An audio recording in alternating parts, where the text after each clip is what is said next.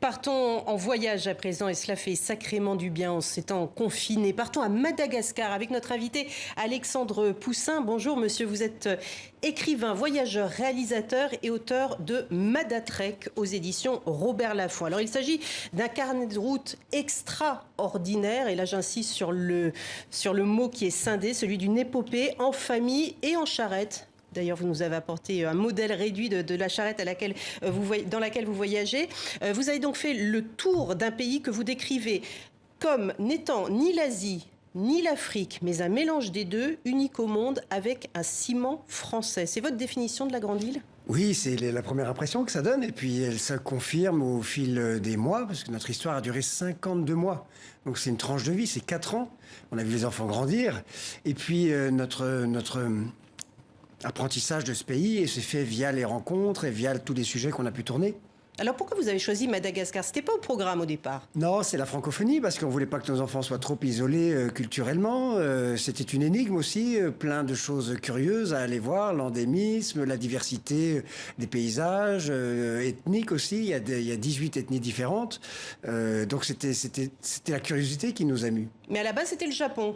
Oui, en effet. Dans un premier temps. Mais il y a eu cet accident dramatique de Fukushima. Alors là, on voulait l'unité de lieu et l'unité de temps pour aller en profondeur, pour essayer d'étudier ce pays en profondeur. Alors vous êtes donc parti avec une charrette à zébu. Est-ce que, selon vous, le déplacement, le mode de déplacement était important ? Est-ce que votre regard n'aurait pas été le même si vous aviez pris une voiture ? Je crois que si on avait été en voiture ou à moto ou mécanisé, on serait resté des vasa-vasa. Alors que là, on était des vasas, des occidentaux, des blancs, mais malgachisés de plus en plus, parce que cette charrette, c'était un moyen de communication et d'inculturation aussi, d'adopter le mode de déplacement des malgaches dans les campagnes.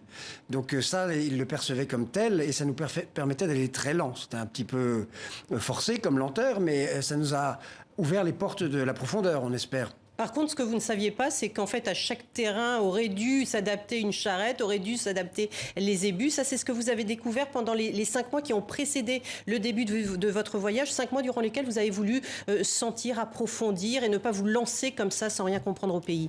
Tout le monde nous disait Timéti, ce que vous voulez faire, ce n'est pas possible. Alors on s'est adapté, on a écouté, on a essayé d'abord d'apprendre un peu la langue, et puis on a adapté notre charrette. On en a fait une charrette métisse avec plein d'options. On lui a fait des bandages en caoutchouc larges, pour aller sur le sable. Des panneaux solaires aussi au-dessus ? Oui, pour recharger les caméras, les ordinateurs, tout notre matériel professionnel. Et les malgaches disaient Saretina Omlaibé, votre charrette, elle est trop cool, quoi, parce qu'elle était moderne, elle avait des suspensions, elle avait ce panneau solaire, et ils n'avaient jamais vu ça. Alors effectivement, pour recharger les batteries, parce que là on parle de votre livre qui vient d'être publié, Madatrek, mais vous êtes également réalisateur, d'où ces magnifiques images que l'on voit derrière vous et que vous avez pu tourner tout au long de ces 4 années de voyage.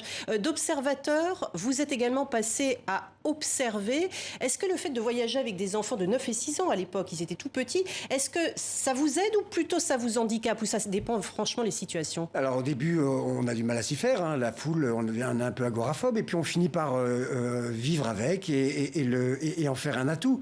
On est devenu observateur, parce que très rapidement, on ne devenait plus observé, parce qu'on passait un peu inaperçu avec notre charrette, et on est devenu acteur parce qu'on a essayé d'aider les ONG, les associations qu'on a rencontrées, qu'on a filmées. On a fait 16 fois 52 minutes, donc c'est sans précédent, une série documentaire sur ce pays qui s'attache à tous ces aspects sanitaires, environnementaux, humanitaires, même on a filmé des sociétés qui produisent des choses, qui ajoutent de la valeur ajoutée. On a fait un peu de tourisme aussi, parce que ce pays est extraordinaire, il est une mine inépuisable de trésors à aller partager, à aller découvrir. Et d'ailleurs, le plus difficile, vous avez dit, ce n'est pas le fait de manquer de certaines choses, c'est ces transitions justement entre le côté très abrupt de votre voyage et puis de temps en temps, comme vous dites, ces plages paradisiaques où là, vous retrouviez le touriste lambda avec les lunettes roses. Eh oui, c'est dur de retourner dans la boue, dans la brousse, à pousser notre charrette. Mais bon, c'était notre choix. On s'y est tenu, ça a duré 4 ans. On a fait 5000 km en charrette. On est les premiers à avoir fait le tour du pays en charrette. Et ça, les Malgaches nous en savent gré. Ils le savent, ils le reconnaissent. Et là-bas, notre charrette est très célèbre. Elle s'appelle Fanantenan, c'est l'espérance. Donc c'est quelque chose qui rentre en résonance avec la spiritualité de ce peuple aussi. On l'a respecté leur culture, on a aimé cette culture et aujourd'hui on en est un peu des ambassadeurs. Et alors aujourd'hui, donc il y a ce premier tome, il y en a d'autres à suivre puisque là on n'a que la première année en fait. Là, la route est encore longue. J'ai encore 4000 kilomètres à décrire. Dans ce livre, il y a les 1000 premiers kilomètres, 1 an et demi de le début de notre voyage. Voilà, donc Madatrack 2 et 3 à suivre. Merci beaucoup Alexandre Poussin. Merci pour vos quelques mots en malgache. Effectivement, nos téléspectateurs à Madagascar ont dû apprécier. Merci beaucoup, monsieur.